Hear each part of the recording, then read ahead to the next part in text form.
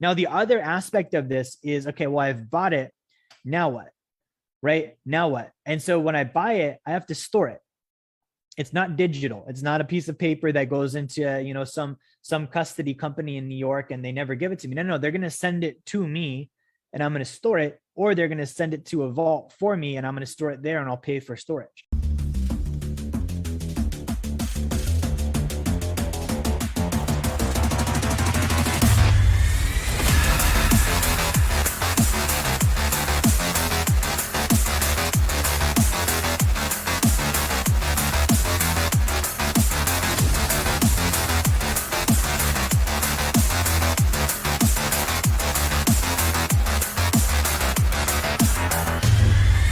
So gold appreciates, meaning it can go up in price. Later on, I can sell at a profit, but it does not pay me an income.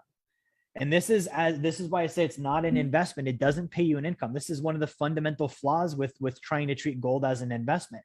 It doesn't pay an income. Now, if it doesn't pay an income, but I have to store it, that means it does have a cost, right? It's either going to have a cost or it's going to have a risk. And what I mean by that is I'm either going to store it myself, which is free, but there's risk there. It could get stolen. It could get, you know, I could have a fire and it could get melted and damaged. You know, it can get misplaced, all sorts of things. And so there's going to be a risk there. Even if I store it at home, I'm going to pay for a safe and I'm probably going to pay for insurance. So there's still a cost there. If I send it to a vault, there's no risk. Nothing is going to happen to it, but there is a cost of storage, right? So what this means is while I'm holding the gold and it's appreciating, there's going to be a holding cost. And that holding cost is not being covered by income. So it's a negative cash flowing asset in that regard.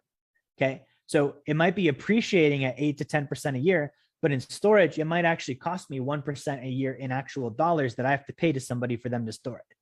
Right. And that dollar or that 1% in dollars is not being compensated until after I sell it on the back end. Right. So this is the other thing is, okay, so when I'm storing, I also want to be able to get wholesale pricing. This is one of the keys. I want to be able to get wholesale pricing when I sell. I want to get wholesale pricing when I store. I want to get wholesale pricing when I buy. So we talked about buying. We talked about selling, or we haven't talked about selling. So we talked about storing now. Okay. So when I store, I'm also then looking at where can I get the best deal on storage? Okay. Now, when I'm storing gold, if I'm sending it to a vault, which is what we're going to talk about here, there are a couple of things that I'm looking for. Okay. So I want to make sure that I'm sending it to a legitimate depository vault, meaning it's actually a regulated actual deal. It's not somebody's basement, right? It's not just this, you know, my buddy down the road has a retail office space with a safe downstairs, right? Like it's actually a vault. So what does this mean? This means that it's secure, right? It actually has a vault. A lot of these vaults are state of the art. They've got, you know, like so much security that, you know, like earthquakes and different things and these different, you know, even these factors of, you know, just the atmosphere around it can be detected with the vaults, right? So it's something like, you know, secure. It's not going to be able to be broken into. It's not going to be able to be, you know, compromised. They're not lending it out. It's something that actually has to be a legitimate storage, right? The second aspect of this is it needs to be allocated, right? Meaning when I send them my metals, they're actually keeping them. They're not lending them out. They're not leasing them to other people. If I give them 10 ounces of gold, somewhere in their vault, there's 10 ounces of gold that says Jerry Fetta on it, right? And I say this because not all of them are allocated, right? This is the unallocated bullion is the fractional reserve system at work. I gave them my bullion to store and they're going to loan it out to other people. They're going to lease it out. They're going to make money on it. I'm going to pay them fees. I get nothing. I don't want that. So it has to be allocated, right? I also want to make sure that it's insured. And then I also want to make sure that it is audited and usually by a third party, right? So these are the big ones. Now, the other one you could do is also called segregated. Okay, this is more important if you're doing collector's items. If I send them a very significant piece of gold or silver, it's important that they give me that exact piece back, right? That's called segregated. Now, if I just send them 10 ounces of gold and it's a generic bullion, personally, I don't care if that's the one they give me back, as long as they give me 10 ounces back, right? So segregated means they're literally going to pull your gold and hold it separately from everyone else's. And when you ask for it back, they're going to give you your very piece of gold back. Now, again, that's not something I personally care about. 1 ounce of gold is 1 ounce of gold. I don't care if it's a different brand or if it looks a little bit different when I get it back. It melts down to the same thing, right? So segregated is not as important, but it is on there.